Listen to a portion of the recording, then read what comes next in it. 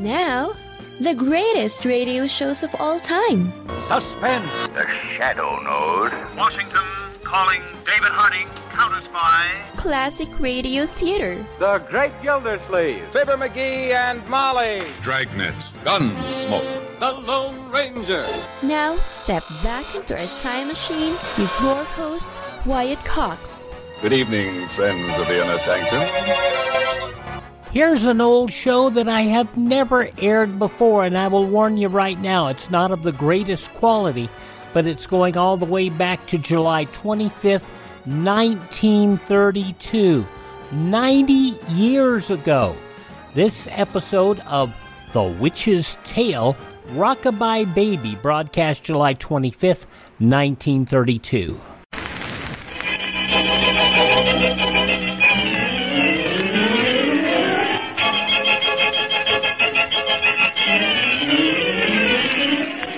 We bring you The Witch's Tale, written and produced by Alonzo Dean Cole. The Witch's Tale.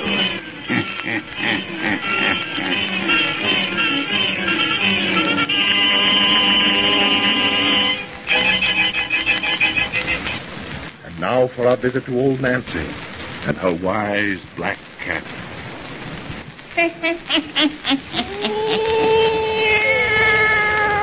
Hannah and 5-year-old I be today. Yes, sir. Hannah and 5-year-old. Real Satan. Yeah? It's a real bedtime story we got for folks tonight.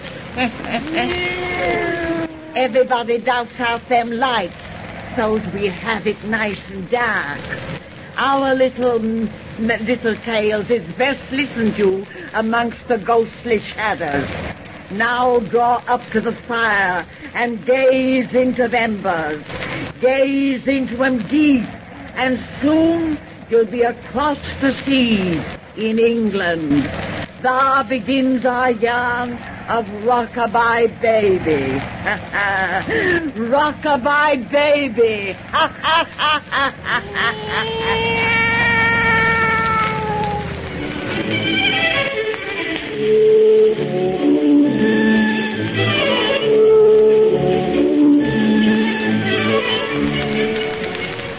Mr. Melvin, you don't honestly believe what you just said. Oh, yes, my dear fellow. There's a room in the east tower of this old mansion which is positively haunted. Mrs. Beckett, he's just fooling, isn't he? No, indeed, Mrs. Christie. I share Mr. Melvin's opinion that his tower room is queer. So do I. I wouldn't enter the place after sundown for £20,000. Robert, I never heard of such a thing. 3 grown-up people believing in ghosts. Well, everybody's entitled to their own opinions, honey, but I warn you, ladies and gentlemen, that my wife and I came from Missouri. Missouri? You know, so many Americans say they come from that great state. It must be very populous. But, George, I understood Mr. and Mrs. Christie to say their home was in, such a difficult name. Robert and I were born in Kentucky, Mrs. Beckett. It's only since you mentioned spooks that we've been from Missouri. Well, I don't understand. I do. But whether you believe us or not, Mr. Christie, the fact remains that no one can pass a night in the room I speak of. You mean to tell me that I couldn't stay there? My dear fellow, you'd find it an utter impossibility. Is that so? Well, say, now look Robert, here, I'm you just... be still. Let Mr. Melvin tell us about the place. What's supposed to happen is so scary, Mr. Melvin? Wait till we have another drink to make the yarn seem better. Yes, capital idea. I'll be the barmaid. You better not take any more drinking. Of course I'm having more. But this will make you sick this evening. Well, what if it does? I know how to handle my liquor, Susie. When I hear you married couples quarrel, I truly appreciate my bachelorhood. Oh, please don't think that Robert and I were quarreling, Mr. Melvin. Oh, I should say not. Our little arguments never mean anything, do they, Rockabye Baby? Rockabye Baby? Now, that's just a little family secret. Yep, one that goes way back. Way back, don't it, honey? But now, Mr. Melvin, suppose you tell us what awful things happen in that haunted room of yours. Yeah. Just what sort of a person is your family ghost? Well, it's the uneasy spirit of an ancestor of mine. His portrait hangs here upon his wall. That old gentleman in the red suit? Robert, he looks just like pictures of Sir Walter Raleigh. He lived at the same age, and like Raleigh, he died by the headsman's axe. His head was chopped off? Yes, he went to the block for murder. I blush to admit that my ancestor was a cold-blooded killer of the most depraved type. He was a sadistic strangler. Whom did he strangle? Old records placed a number of his victims as between 30 and 40. Say. That room in the tower was the scene of his crimes, which may be the reason his evil spirit lingers there. Oh, bunk. Pardon me, Melvin, but you can't convince me that spirits linger anywhere on Earth. Still, the fact remains that no one can remain in that room after nightfall. You said that before, so I reckon you believe it, but I'll remain in your haunted room any night you say. If I permitted it, you wouldn't see it through. Is that so? Say, are you a betting man? On occasion, why? Because I'll bet you $100 that I'll stay in your tower room tonight. Me too, Robert. I wouldn't miss it for the world. Sorry, old chap, but I never make a wager of less than £1,000. £1,000? That's $5,000. Well, if Mr. Melvin insists on throwing money away, I'll just take him for $1,000. Very well. I'll make out my check. You cover it. And Beckett here will hold the stake. I'll cover it. Where's the fountain pen? You can use mine, old chap. The terms are that you will remain in that room from midnight until sunrise. If you fail, your wager is forfeit. And when we come down cheerfully to a late breakfast, you forfeit yours. Exactly. Here's my check, Beckett. Here's mine. Right there. It's nearly midnight now. Take us to your tower, Mr. Melvin. I'm just dying to see the place. Very well. There's no electricity in the room, but you'll have plenty of candles and be quite comfortable. At first. Oh, do you carry a pistol, Christy? A pistol? What would Robert be told a pistol? Since you have none, I'll lend you one of mine. One has a feeling of security with a gun in his possession, even though it will prove of little value against the dead whom you may meet. Well, will you listen to this man, Susie? If he keeps on, he'll have me believing it is gold. Believe as you like, but at the first indication of something abnormal in that room, I advise you to consider your lives rather than your wager. If we see a spook big enough to drive us out of that room, I'll consider it worth £1,000. That's why we came to England, because we hoped something different would happen. I have an idea that tonight we shall see something very different, Mrs. Christie. I'm quite positive that you shall.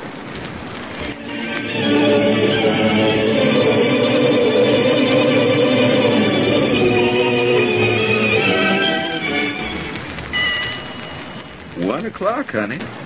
We've been here over an hour. This must be the night when Malvin's ghost don't work. I reckon. But I've got to confess that when we first came in here, I had cold shivers running up and down my spine. Well, I don't wonder. This is sure enough what a haunted room should look like. Yes, it's so full of spooky shadows and dark corners.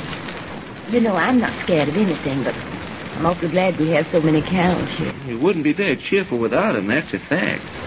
You know, to folks who were the least bit superstitious, all that talk that Melvin handed out and the appearance of this old room, well, their imaginations might get working so they'd be scared to death. Yes, imaginations are powerful things. Oh, what's that? I don't know. Oh, I see. Honey, it's just an old loose shutter banging against the window. Look. It startled me. Creepy old room, this, isn't it? I mean, if you let your imagination get going. No danger you and me doing that. Well, I should say there isn't. Only, Robert, what you think makes Mr. Melvin so sure that something's going to happen here tonight?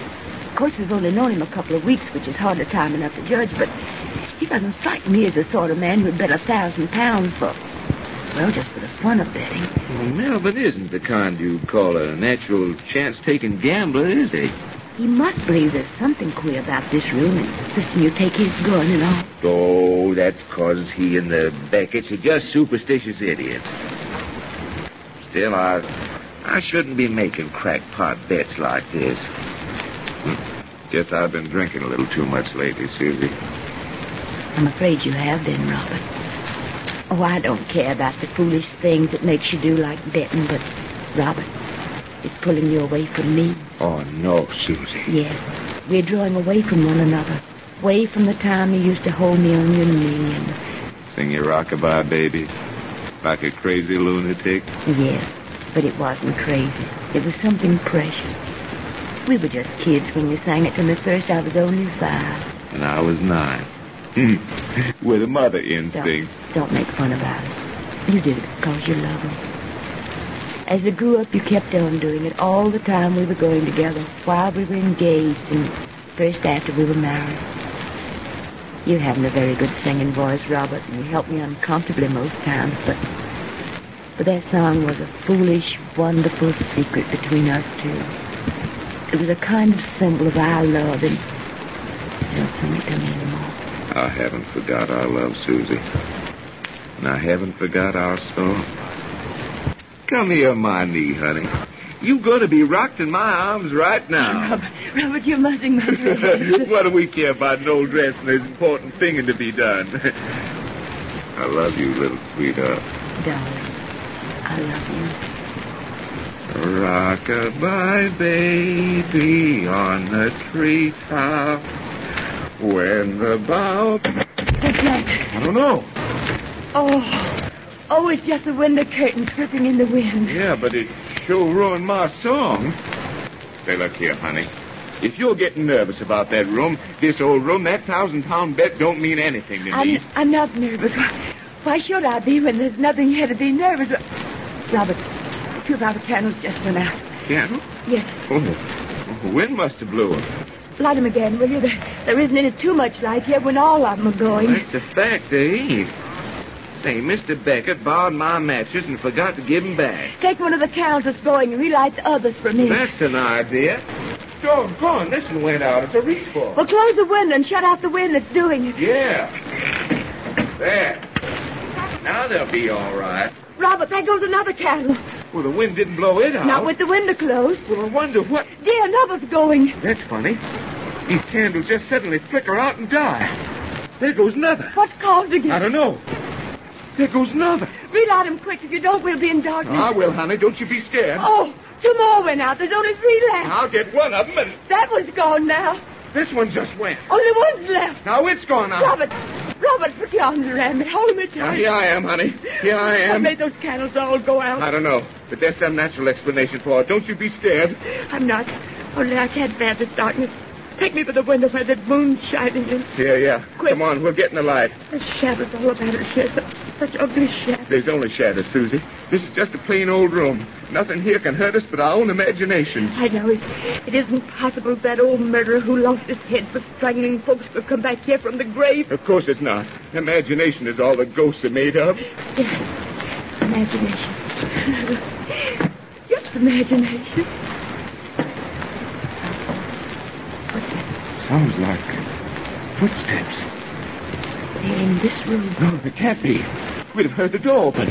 There's only one door to this room. Something shadow don't have to come through doors. No, honey, no. Don't say such thing. Robert, look! It's just a shadow. No, it's a man without a head. Whoever you are, keep back. I have a gun. I'll pin you full of lead. It's moving towards us.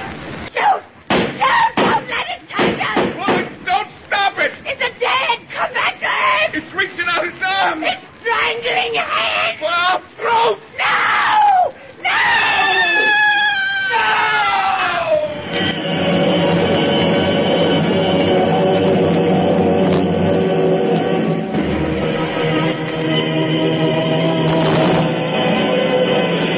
July 25th, 1932, The Witch's Tale on Classic Radio Theater with Wyatt Cox. Now on Classic Radio Theater with Wyatt Cox, more of The Witch's Tale from 90 years ago, July 25th, 1932. Oh, how she screamed. So did he. Then she dropped to the floor, fainted most likely, and I made my getaway. Quick, help me out of this costume before he brings her from the room. Well, Agnes is down the hall. She'll storm clear already. Oh, what a cushy game this is. A secret passage to that room, candles with prepared wicks, and your ghastly headless mate. Not forgetting the way I built the story up. Any fool who bet he's not afraid of ghosts, and the gun with tampered cartridges made him sure it was the dead they shot at. Besides ensuring me they'd use no weapons of their own. I told you this was the greatest easy money scheme I ever had. It certainly appears so. And this is only the first time we've worked it. With all the silly chumps there are in London, we'll soon make a fortune at it. I'm all right now. Hide that costume in the cupboard. Right-o. Hurry. Agnes can't stall in the hall much longer. Well, I'm with you now. Open the door. Well, there's Agnes. George, she's alone. What? Chris is on with her? No. Agnes. Haven't they come out yet? No. And there hasn't been a sound from that room since they screamed. I told you this scheme was too fantastic to succeed. You frightened them, all right, but then their common sense returned. And now they're in there laughing at me. I won't believe that. They were terrified. Then why haven't they come out? What's that? What? Listen, listen. It's Christy's voice. He's singing. Yes, Rockabye Baby. A lullaby to let us know your ghost won't spoil his beauty sleep. You terrified him? Be still. There's something queer about that song. What do you mean? That singing is queer. I'm going to find out why. Keep away from that door, you fool. No. There's something wrong in that room. Give me that candle flash. Come on. George, the axle boy doesn't see us. And his wife lies so still in his arms. Oh, God. I think she's dead. Baby,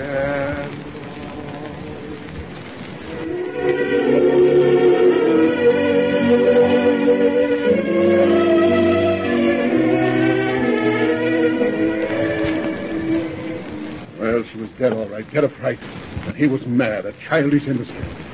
God, I can still hear that lullaby he sang over and over and over as he rocked her body in his arms. Beckett and I left England the next morning. I've been here in Paris ever since, 5 years. The Beckett's are dead, you say? Yes, train record tells you. 6 months after the Christie thing happened. Unfortunate. Unfortunately, it didn't happen sooner. The poor judge got drunk and blabbed the story. Never been known otherwise. That's how you came to hear of it, I suppose. Indirectly, yes. But it's only recently I learned that you were Malvern. I had to change my name. Christie's relatives were looking for me. People from his part of the States go in for vendetta, like the crossing in Banditti, I've heard.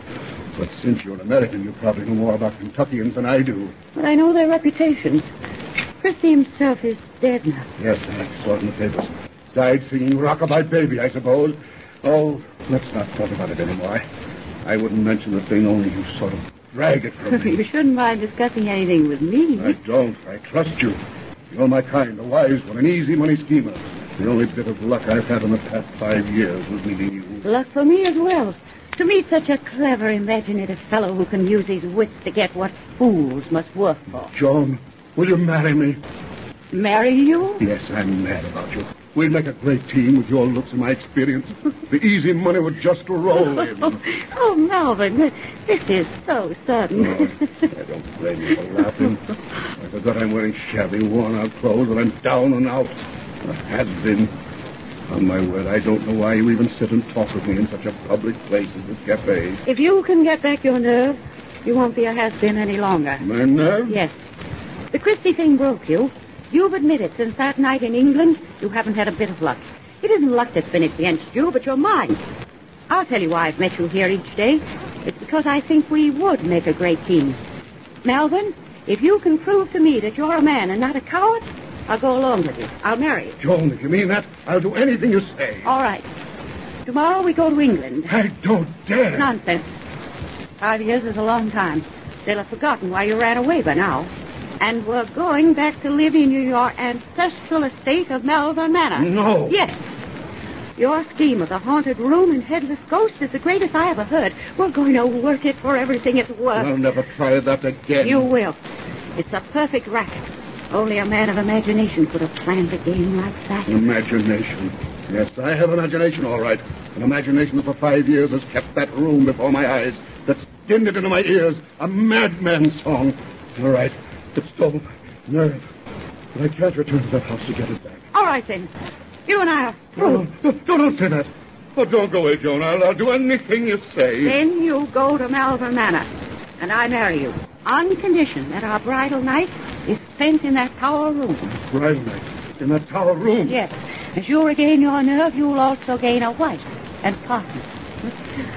That appeals to my imagination. You see, I have imagination too, dear. It's a great thing in all that.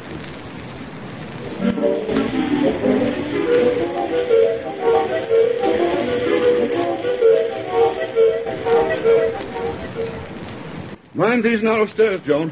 Don't want my brand new wife to have a fall.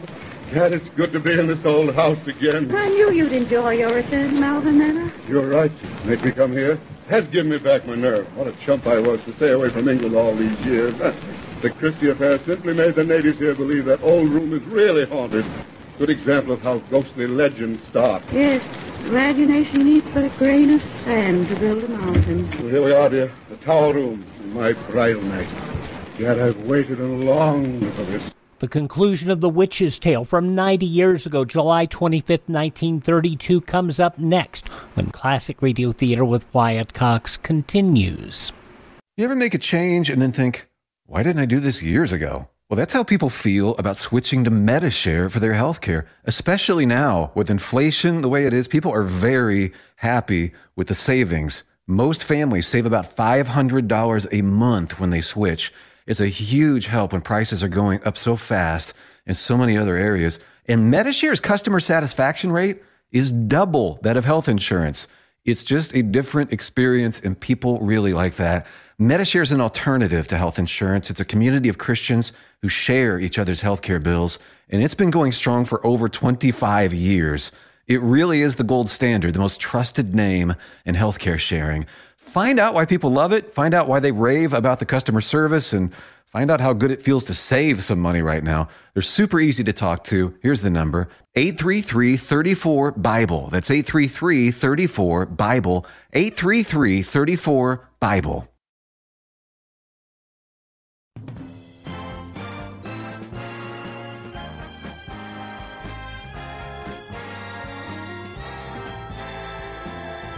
Now on Classic Radio Theater with Wyatt Cox, the conclusion of The Witch's Tale, Rockabye Baby, from July 25th, 1932. All right. How gloomy it is here, with only candlelight. It's not a very cheerful place, but it was your idea that we occupy it. Let me close the door. Now at last. We're alone. I wonder if we're alone. Of course we are. How can you be sure? In a room where you've seen a ghostly legend start. Aye. Where did you find Robert Christie singing Rockabye Baby? Joan, let's not talk about that now. I wish to talk about it for your nerves' sake. The room this is for the scheme you worked. So full of eerie shadows. Yes, it's what gave me the idea to play on fool's imagination. What's that? I think a shutter blew against the wall outside. Oh, it startled me. Back to this room. Anything might happen here, especially in the darkness. Joan. What? Their candle just went out. Eh? Must be a draft. Oh, it's possible. The windows are closed. There goes another. What made them go out? Well, perhaps their wicks have been tampered with, like those which you once used. No one has any reason to play such a trick on me. Of course not. There'd be no easy money in it. Well, there goes another candle. And another. There go three at once. Where are my matches, Joan? You borrowed them. And all the candles have gone out. Let me find the door. What? You're not afraid to be in the dark? Afraid? Oh, what rot. You brought me here to prove my nerve. I'll show you it's all right. Only, Joan, come here, where I can see you by this little bit of moonlight. Where are you, Joan? What's that? Joan! Is it your footsteps I hear? Is it you who's walking toward me? John, why don't you answer me?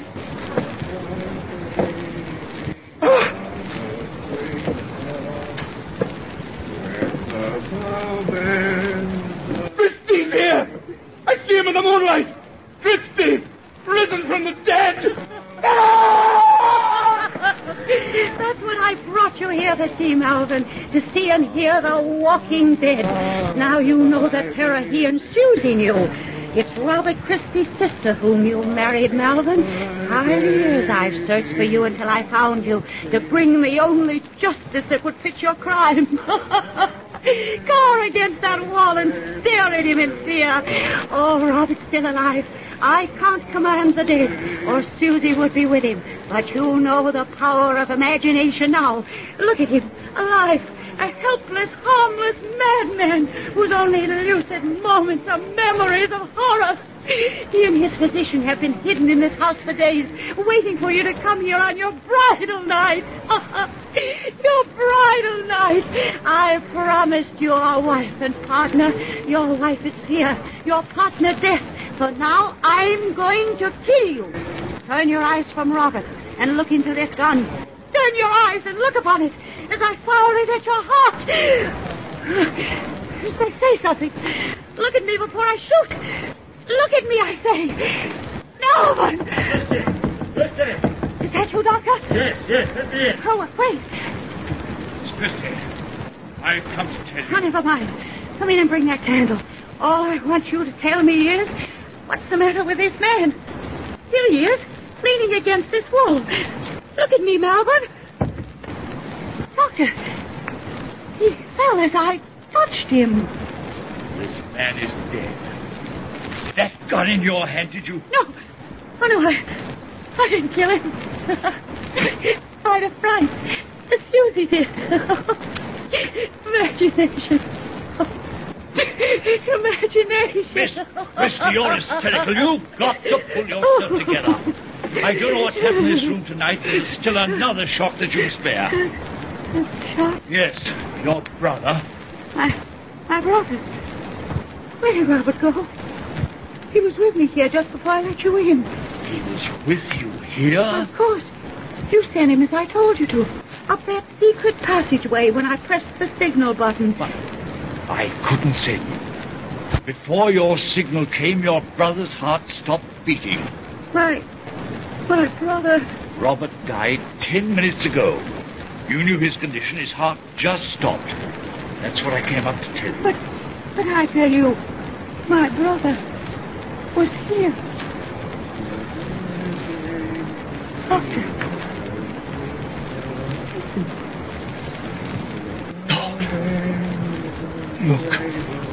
Look. Among those shadows there. Robert. And Susie's in his arms again. Imagination.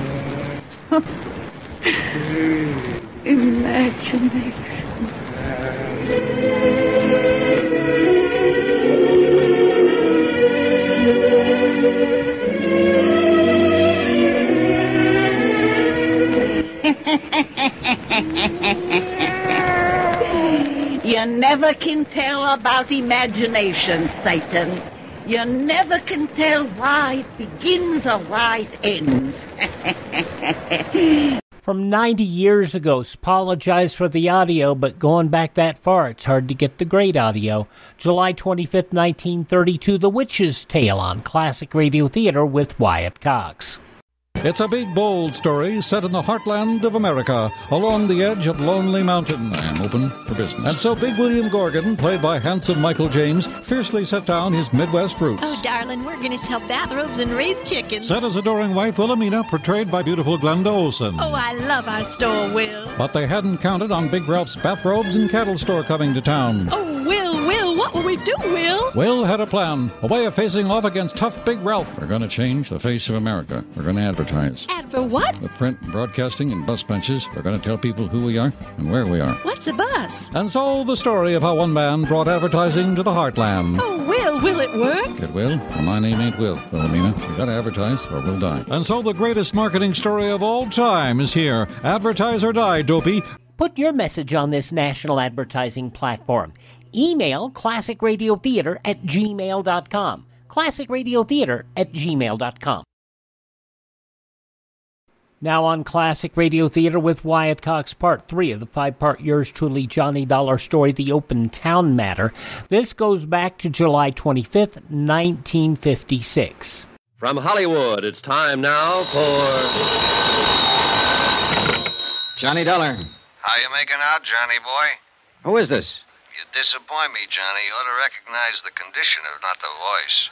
Joe Crayley? Yeah, the drunken reporter on the Daily Herald. I want to talk to you. Where are you? Oh, no, you don't. Not tonight. Why not? In 10 minutes, you'd have me shooting my big mouth off. About the rackets here? And the murder of the Honorable Chief of Police, and the peculiar morals of his lovely young wife, and... Joe, listen. And last but not least, the ethical and philosophical problems of an intellectual lush, a reformed idealist who once or even twice Joe, tried... an hour ago, in front of City Hall, somebody fired 5 shots at me. Joe, are you there? Beat it, Johnny. Grab a plane, train, bus, or walk, but get out now. When they put the finger on, it sticks. Greensport, boy, is a wide open town.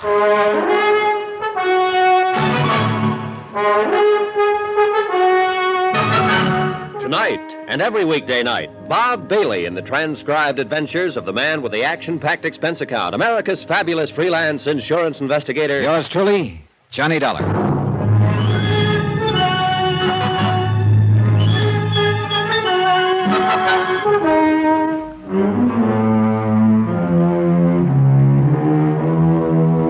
From Special Investigator Johnny Dollar, location Greensport, Missouri, to the Home Office, Great Plains Guarantee Company, Hartford, Connecticut. Assignment, the Open Town Matter. Expense account continued.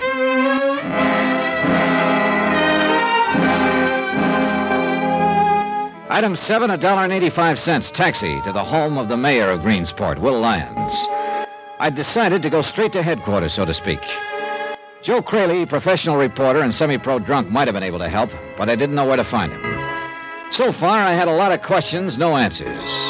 Police Chief Ed Blake had been shot to death in his own home with his own gun. His young widow, Marty, and City Attorney Dave Sherman had been present and both told the same story. Mysterious prowler. Supposedly, the prowler was Shorty Wells, an ex-convict with a grudge against the murdered chief. But Shorty was missing, and the case was at a standstill. So I went right to the top, to Mayor Lyons. Come in, Mr. Dollar. Come right in. Thanks. My wife is going out this evening, committee meeting at the Women's Club.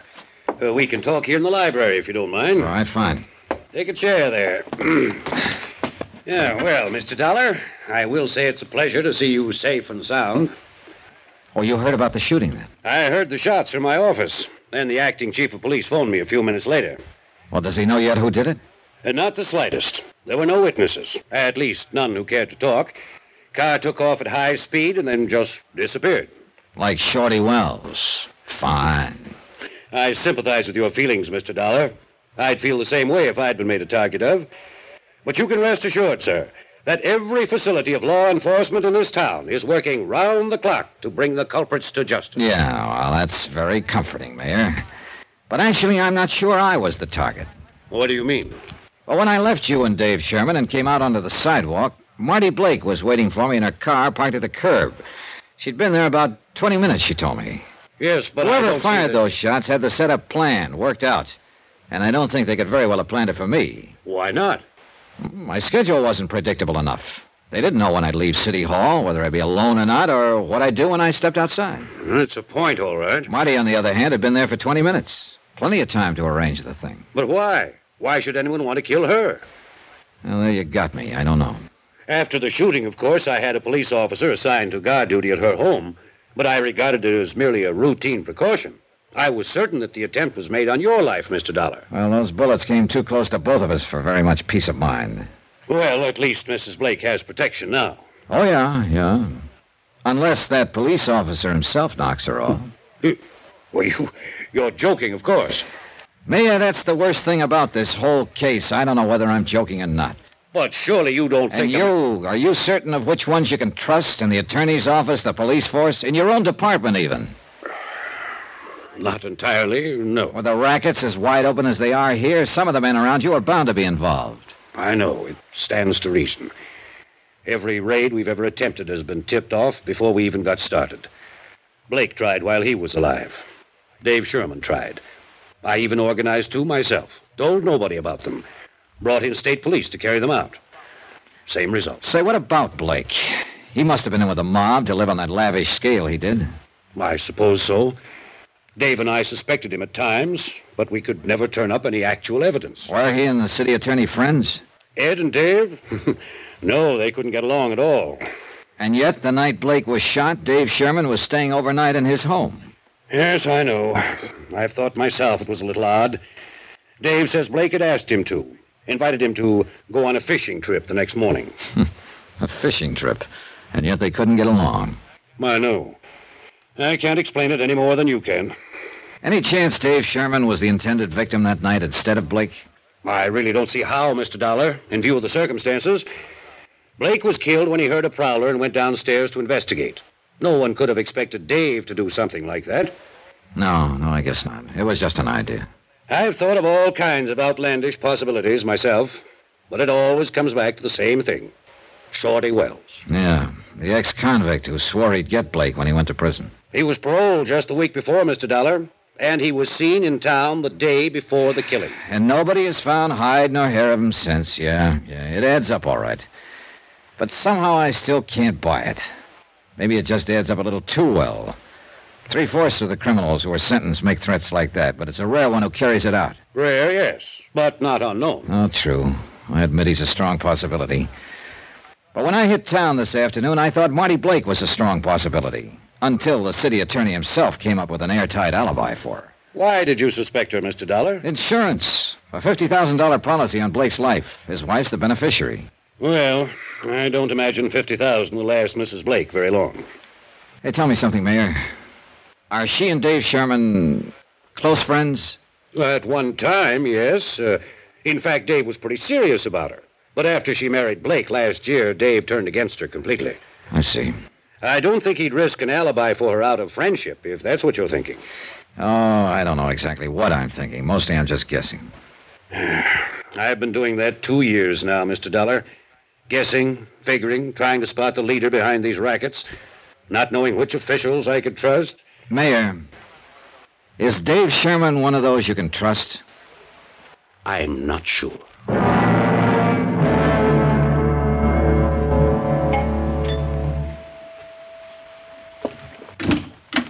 Good evening, Mrs. Blake. Well, this is a surprise. Come in, Johnny. Join the party. Thanks. Of course, I'm the party. There isn't anybody else. Except my watchdog sitting out there in front. Yeah, I saw him. Cute, isn't he? I didn't notice. I did. Think that's terrible, Johnny? A girl who's been a widow 4 days noticing another guy. Why not? You didn't care anything about your husband. That's right, I didn't. Here's to all husbands. May they rest in peace. He's a cute cop, all right. You know what? I asked him to come inside and have a drink with me, and he actually blushed and stammered. Now, wasn't that cute? Devastating. Would you blush and stammer, Johnny? No, I'd take the drink. Which I will, by the way, if you don't mind. Here. Make me another one, too. All right. What's the reason for this one-woman celebration, Mrs. Blake? I said, what's the... I heard you. And you can call me Marty if you want me to answer you. All right, Marty. Why the lonesome gal routine? It's not so lonesome now, Johnny. Oh. Here's your drink. Here's to getting shot at. Shot at how, Marty? Like we were this afternoon? Or like your husband? Everybody can't be lucky. Maybe Ed just didn't live right. Well, he's not living anyway now. I'll bet you know how to live, Johnny. Oh, sure. I got a system. Tell me about it. Well, the first thing I do is hook up with the rackets so I can buy my wife lots of expensive gifts. Why don't you lay off that stuff? Why don't you try being nice for a change? Well, that's not part of my system. Look, I didn't kill him. You know that now. So why don't you relax and be human? Oh, the last time I relaxed around you, I caught the breeze off of 5 bullets. You're breathing, aren't you? I might not be, if they'd been after me instead of you. So you're still on that kick? Oh, it figures, Marty. I'm no threat to anybody, not yet. I don't know enough about this mess. And you're saying I do, I suppose. I think so. Now, who'd want to get you out of the way, Marty? To keep you from talking, maybe. Don't you ever give up. All right, tell me this. Did Dave Sherman really see that shooting? Or is he just giving you an alibi? Why don't you ask him? Or is he giving himself an alibi by any chance? You're crazy. Maybe. Where's Shorty Wells? What? I said, where is Shorty? I heard what you said. Well, then suppose you tell me. Get out. What are you so upset about? Get out of here right this minute. Get out, or so help me, I'll throw Take it easy, Marty. What's that cute cop going to think? I don't care what anybody thinks. You get out of here and get out fast. Item 9, $14.40. Drinks, tips, and transportation for a local expedition in plain and fancy pub crawling. I was looking for Joe Crayley, disillusioned idealist and erstwhile reporter on the Greensport Daily Herald. I found him on my third martini. He was on his seventh. How, Johnny? How'd you do it? Do what? How'd you find me? Called your paper. They gave me a list of your hangouts. I had 4 more to go. A reputation is a wonderful thing. Keeps you from staying off the straight and narrow. He's looking at you. Right. Joe, tell me about Marty. Tell you what about her? Everything you know. What for? She's got an alibi. Oh, yeah, I know all about it. But you still won't give up. Well, she hates champagne, but she always orders it. Why? Because it costs more. I see. She's every man's dream, Johnny. A pink and gold doll in spangled tights, and she's a 4-star tramp. She's an ex-dancer, isn't she? She's an ex-lot of things. Ex-girlfriend of Shorty Wells. Ex-girlfriend... Girlfriend of Shorty Wells? Sure. Ed Blake took her away from him. That's why Shorty threatened to kill him. Said Blake was framing him. Maybe he was, I don't know. Anything could have happened with the police they got in this town. Crooked? Is that what you're trying to say? Some of them are that. The rest of them are useless. Like that business with the gun. What gun? That Ed Blake was shot with. They found it lying beside his body, his own gun. They just assumed he'd shot it out with the killer. It was 2 days before they realized he'd been shot with that gun. That Blake hadn't used it, the killer had. Wait a minute. Do you think Shorty Wells and Marty could have planned the thing together? Johnny, I wouldn't put anything past that dame. Why do you hate her so much, Joe? Guess again, my friend. I don't hate her. I'm in love with her, always will be. Joe? Yeah, before she met Shorty Wells, she used to be my girl. Gives you something to think about, doesn't it, Johnny?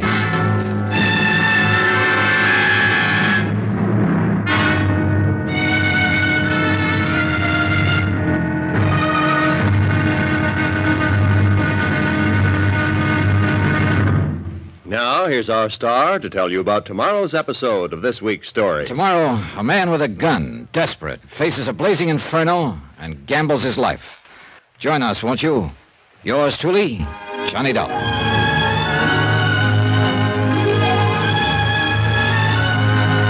Yours truly, Johnny Dollar, starring Bob Bailey, is transcribed in Hollywood. Written by Les Crutchfield, it is produced and directed by Jack Johnstone. Be sure to join us tomorrow night, same time and station, for the next exciting episode of Yours truly, Johnny Dollar. Roy Rowan speaking.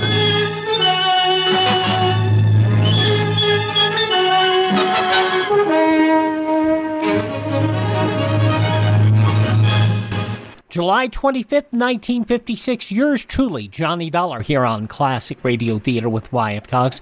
Visit my webpage, classicradio.stream, to learn more about classic radio collecting, hear our shows on demand, contact me, and even buy me a coffee. I'd appreciate it. Thank this station, support their advertisers, tell your friends the great radio shows are right here at this spot on the dial. Classic Radio Theater with Wyatt Cox on your favorite radio station.